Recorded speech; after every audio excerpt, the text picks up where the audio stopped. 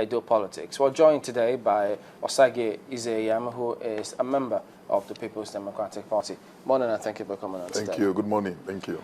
Well, we'll get your response on a number of issues, and perhaps we should start with this comment, which I imagine you might have heard or read about. Let's listen to it. Stand up, sit on television and say, I made him a governor. How can you say that? How can you say that? Who know you? By 2007, Pastor Izeyam on election day was restricted by EFCC. He couldn't come out for fear of arrest. Lucky Benedio, in an interview that was published in about 4 newspapers, there was a particular paragraph that I think is very indicative. He said, I believe, that is Lucky speaking, Lucky says he believed in the rotational policy of PDP. And based on that rotational policy, according to Lucky Benedio, he felt that after his tenure, power should shift to Edo Central, where Chief Aneni comes from. While he was in agreement with Aneni that the power should shift to Edo Central, unknown to him, one of his appointees, who had political ambition to succeed him, was working against that zoning. And that's what created problem that has led to a fight between him, Lucky, and Chief Aneni. And I left for him, he had excellent relationship with the chief now. Who is that person who had political ambition? It's Pastor Izeyam.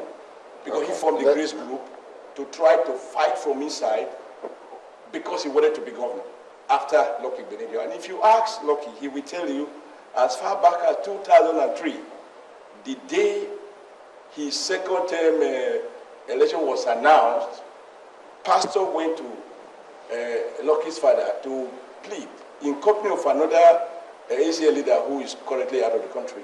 But after Lucky, he will want to be the next person. Pastor Izeyam had made statements at, I remember at BIU, Bessie Dausa University, when they gave him an award to the effect that, he won against corrupt practices when he was secretary to government. He was ignored. He did draw attention to infrastructural decay in the state. Nobody listened. And the people were laughing because you were the AG bloc. How could you file a disclaimer as secretary to government? You are not known to have resigned. In that same government, Charles Idausa, who was commissioner for information, had reason to resign. Warren Gariwa also had reason to resign. What's going on here? Well, thank you very much. Actually, on the day he gave this interview, incidentally, that day was my birthday. So I had breakfast with a couple of friends, and I didn't watch it, but I was getting phone calls that the governor was on channels and he spent all the time talking about me and insulting me. I said, well, I'll find time to watch it. And I remember late that night, the same governor called me to wish me happy birthday. And I said, you are calling me at night, but I heard you on channels in the morning insulting me. He said, no, he didn't insult me. He was just reacting to what I said. I said, okay. I would watch it, then I would react. But let me say that it's sad that the governor will talk the way he's talking because, with all modesty, God used me to assist him. He said on election day I was restricted, but he knows that I coordinated his election. That was in 2007. 2007. It will interest you to note that even at 10 a.m. on election day, Adam Soshomole called me to say that he wasn't doing again. That he was coming back to Benin to address a press conference, that the malpractices were too much, and that he has told them to call a press conference for him. I told him on the phone he should go back to his village. How can you on election day say you are going back? Who's going to listen to you? Election has started. Just give the thing a chance. After election, we can compare notes. You need to go back. He said, am I sure? I said, go back. We are doing elections already in Benin. What are you talking about coming to Benin to do a press conference? Nobody will listen to you. Go back. He now told me he was doing a U-turn at Auchi Polytechnic. And he turned. And later, when he was declared governor, I told him, you remember the day you called me? If you had not called me and you had come to Benin to say you were withdrawing, will you be governor?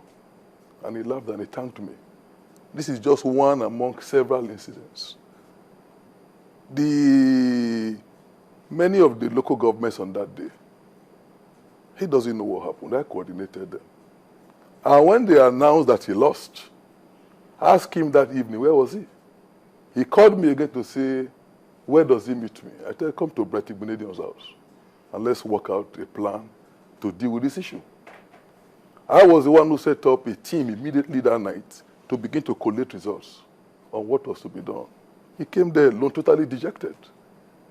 When money was being put together for the election, a day or two before, I asked him who coordinated it. And let me say categorically that all the money that was used for the election came from two principal sources. One I would not like to mention.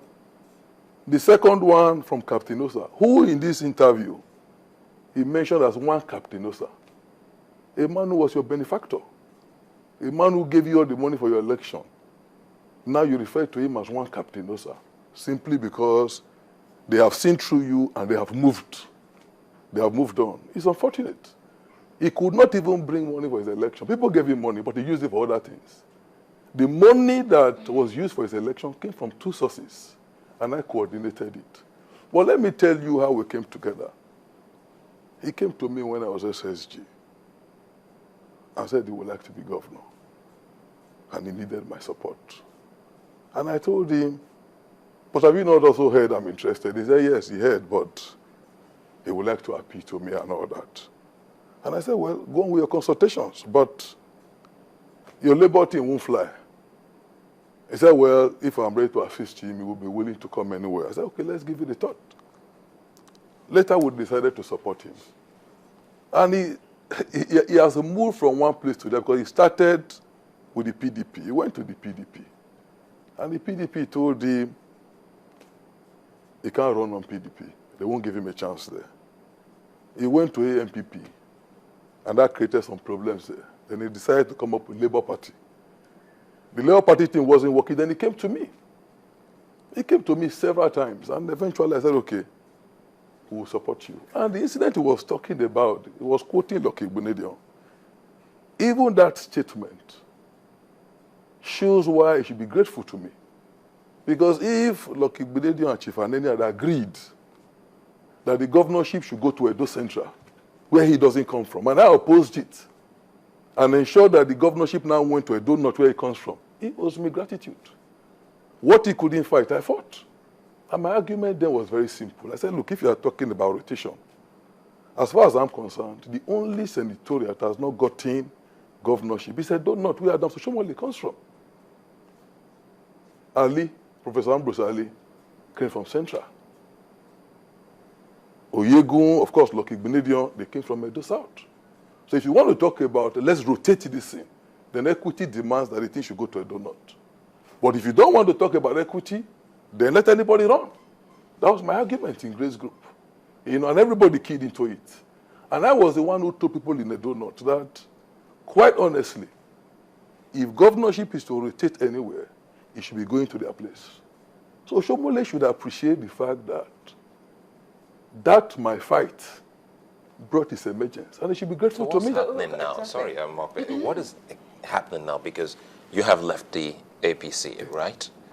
You're now a member of the PDP. Yeah. Well, Chamberlain asked then while you sat if you were going to stay with the PDP and not move back to the APC.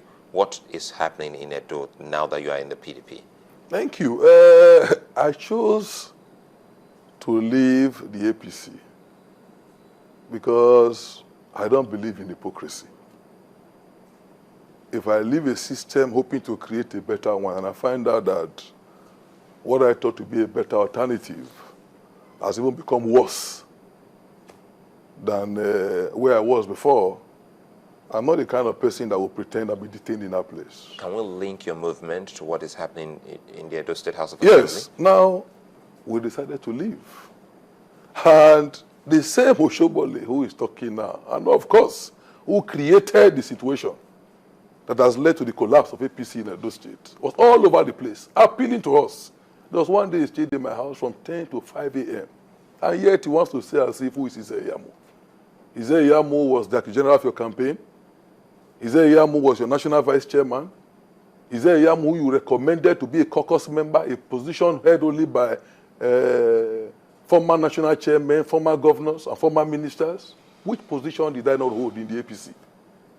These are even positions that you recommended me for. So when you try to now belittle me, I think you are only giving the impression that you are not to be taken seriously. But I'm not the first person that has left. Since I left the APC, Oshomole wakes up, he sleeps with Isaiyamu. All he talks about is Isaiyamu. Let's call him the respect of his office. Sorry, the governor of the state. Yes, because you see, I watched the interview. All the question they asked him was, the situation in the Edo House of Assembly, what's your take on it? And then the next thing, Pastor Isaiyamu, I'm not a member of the House of Assembly.